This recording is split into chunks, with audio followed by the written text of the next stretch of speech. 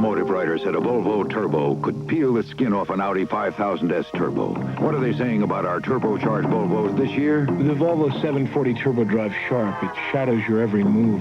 The 740 Turbo is a wonder, tickling the leading edge of the state-of-the-art. The Volvo 740, still one of the world's great cars, regardless of price.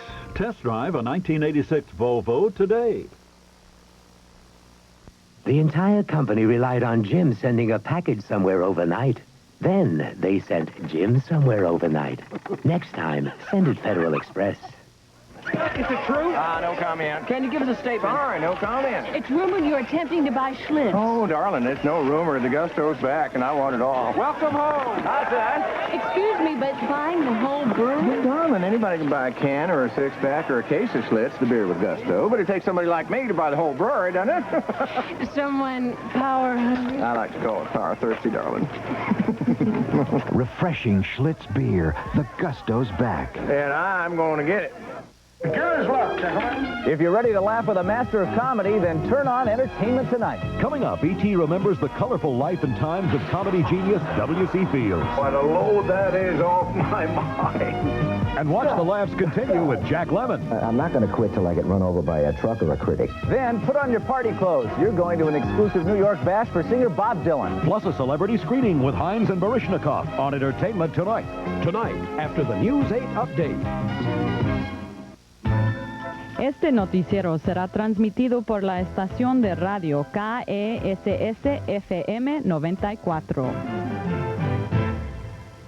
Governor Mark White today defended Public Utility Commission member Dennis Thomas, who used state employees and equipment to get a college degree. Thomas spent $2,800 in tax money to research his doctoral thesis on state computers. He also had his commission secretary type and copy the 375-page document. White says it's legal to use state employees and equipment for academic research so long as the subject would be helpful to that agency's work. And he was very touchy when reporters asked him if this was a political embarrassment. You don't allege any violation of the law. They've complied strictly with the provisions of the law. I've now imposed additional restrictions to see that there'll be no abuse of what appears to have been a legislative oversight. And I think that solves the problem. If y'all want to continue to talk about it, you can do it at some other time, but I think it's time to move to another question. White said he has no idea how many other state employees are working on college degrees on state time, but he suggested the legislature may want to tighten the restrictions on those projects.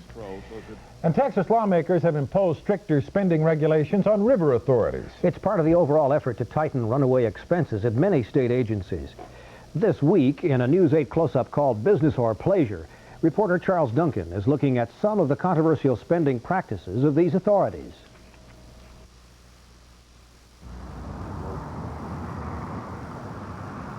Most Texans haven't heard much about the Guadalupe Blanco River Authority. GBRA, as it's known, was created by the state legislature and is run by a 9-member board appointed by the governor.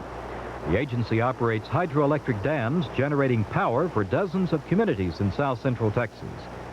But residents here also pay for luxury travel and entertainment for the authority's staff and board members. Longer trips, such as to Washington, D.C., where the board members are expected to function as soon as they get there at meetings and so on, because of the seat sizes, the discomfort that is involved, we certainly have authorized as a policy first-class travel. GBRA board members flew first class to Jackson Hole, Wyoming, arriving on a Sunday evening before meetings began. Entertainment included rafting on a mountain river, wine and food for board members and their spouses, and a theater. Yes, there was a local theater, local talent, immediately adjacent to the hotel where we were staying. And after dinner, we did take members of the board that expressed an interest in simply going there. It was a very pleasant and enjoyable experience, to be sure. That kind of thing is going on. It's absolutely ludicrous, and you know, those kind of things are going to come out when the state auditor starts auditing these river authorities. Auditors will find the Trinity River Authority used a membership at the Arlington City Club for wining and dining. Danny Vance, general manager of the Trinity River Authority, has declined to be interviewed about travel expenses within the agency. TRA officials have flown first class at cost many times more than coach class. One official flew from Dallas to Houston first class for $295. A round-trip coach ticket would have cost only $90. The state agency also paid for the official's wife to accompany him.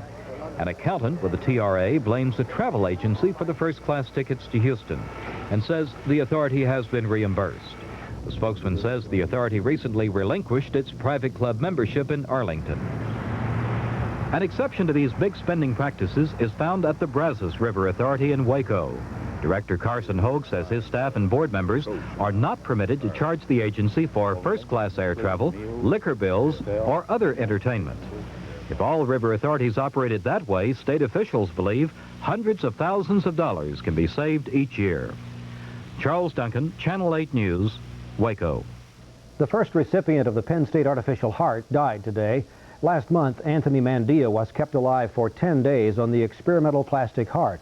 He received a human transplant 17 days ago and had been on a roller coaster recovery since. Doctors say Mandia finally succumbed today to an overwhelming infection. No problems with the new heart were reported. In the meantime, another heart recipient, Michael Drummond, walked out of an Arizona hospital today. The 26-year-old was the youngest person to receive the Jarvik 7 artificial heart. It kept him alive for 9 days before it was replaced with a human heart from a Texas donor. Doctors say Drummond took a gamble and won. Now the first look at this year's most cosmic visitor. Halley's Comet is still 72 million miles from Earth, but in these computer-enhanced telescope pictures, we can see the ball of ice hurtling past Mars. You don't need a telescope to get a glimpse. With a pair of binoculars, you can already see a smudge in the eastern sky, and the image will get clearer in the coming months. You ain't going to see it tonight, however, because the visibility is about this far out there in the rain. The umbrella's in the way. That's right.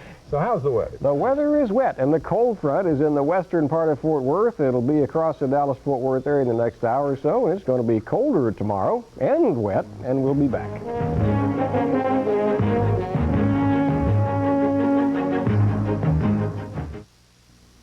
What do you do when you already build one of the best production sports cars in the world?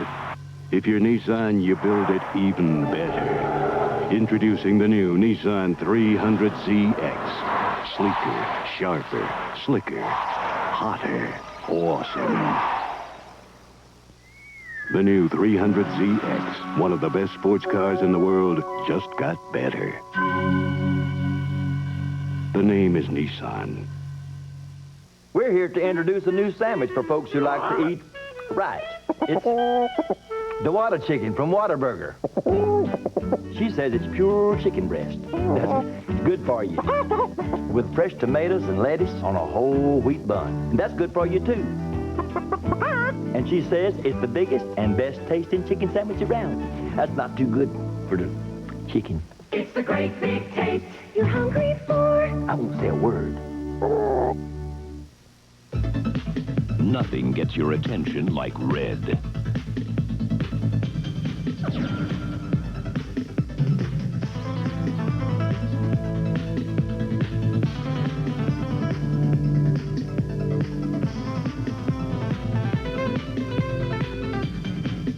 Now you can get the power of red in your GTE Yellow Pages ad. Try it. Put red to work for you. Attention every appliance, TV, and stereo fan, buff, enthusiast, devotee, aficionado, maven, and admirer. For 2 days only, everything at every Highland store is on sale. Appliances, stereos, TVs, and more. For 2 days only, this tap-in 30-inch gas or electric range is just $234. And this Pioneer digital audio disc player with wireless remote, just $247. Friday and Saturday are the only 2 days to save on everything, and Highland is the place. The cold front speeded up tonight and kind of outstripped the first area of thunder showers, and we were able to relocate it a little while ago. Let's take a look at what's been going on. Here's a satellite picture from 7 o'clock. It appeared that the wind shift is right here, but in fact the wind moved rapidly toward the east as far as its northerly shift. Let's run these pictures during the evening. It's a little bit indeterminate here, but finally just in the last hour or so, this line of the cloudiness right here, the one sort of in the second wave, this is actually the wind shift, and the cold air is behind that because it's already dropped into the 40s at Abilene, a considerable difference from what it was earlier in the afternoon. You might have made out a little spinning here. There's still an upper air low pressure system west of us. There's been a pretty good surge of high pressure at the surface to help push the front through a little faster than we'd anticipated. And since the upper trough is still behind, that means the clouds will stay with us through much of tomorrow. And it's going to be quite a little bit cooler tomorrow, probably only in the low 50s, and some rain and maybe a thundershower too as well. Let's close in a little bit on Texas now. Here's the area where the front is right here. There is cloudiness and shower activity behind it. There is some cloudiness and thundershower activity ahead of it. The front's going to lie right in this line of clouds. Little low pressure wave along its line at the surface here. The southerly winds being replaced by northerly winds coming from the northeast and the northwest, and the upper trough will have to move on by before we clear out. Let's look at the temperatures. They should reflect quite a difference from earlier. Still 73 at DFW, but you folks in the western part of Tarrant County already cooling off quite a bit. 40s in Oklahoma, 32 at Amarillo. By the way, text line up here in the northern corner of the Panhandle already has 2 inches of snow on the ground. There is a winter storm watch for the Panhandle. 13 inches of snow at Pueblo, Colorado during the day today. Most of the snow will be north of Texas, but some of it will get into the Panhandle. Well, let's move along. Here's what the radar has looked like during the evening. You see it's a little bit hard to determine where the front is at this point, but then during the latter part of the evening, you see these showers right here. They popped up just along the wind shift line. You can see where the wind shift is. It is going through eastern part of Cook County and on down to Tarrant and down just around east of Cleburne at this point. But look at the lightning now. We'll see the lightning strikes during the evening when the computer is available for them. Here they are. And you're not going to see very many. This means that we don't have a whole lot of thunderstorm activity here in the northeastern part of Texas and Oklahoma. Most of this is rain, some gusty wind. The rain might be heavily briefly heavy for a while. But no, I don't think there's any chance of any severe weather, all right? 73 now, 84% humidity, barometer 29.99 steady, wind south 18, a trace of rain. See, Hal English and Greenville had a little over a ½ inch today, Baylor, Anglin, and Athens, and let's see, Mark Anthony and Van about a third of an inch, Tim Vasquez and North Garland about 2,600, but there'll be more overnight. Here's the way things looked otherwise. 80 was a high, 68 was a low, still above normal. The air quality readings were good today. Pollen was also in pretty good shape. The high temperatures around the country today look like this. Very cold up in the north central part of the country. The cold air is pressing down toward us, and we'll see quite a little bit more of that tomorrow. Here's a quick look at 10 o'clock tonight around the country now. Here's the storm system we're watching come through with most of the snow north of the Sum in the Panhandle. Temperatures at 10 look like this now. Cold up north.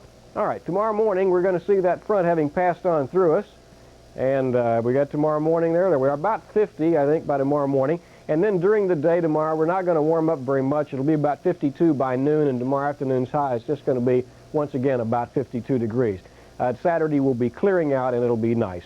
Tomorrow, it'll look like this. Tonight, thunderstorms, but not really severe, low 48. Friday, thunderstorms continuing for a while during the day, 52 for a high, 40 tomorrow night. Saturday and Sunday should be sunny to partly sunny and pleasant, about 60, 65 degrees, maybe 38 on Sunday morning. And then Monday and Tuesday it's going to rain, and it'll be a little bit warmer.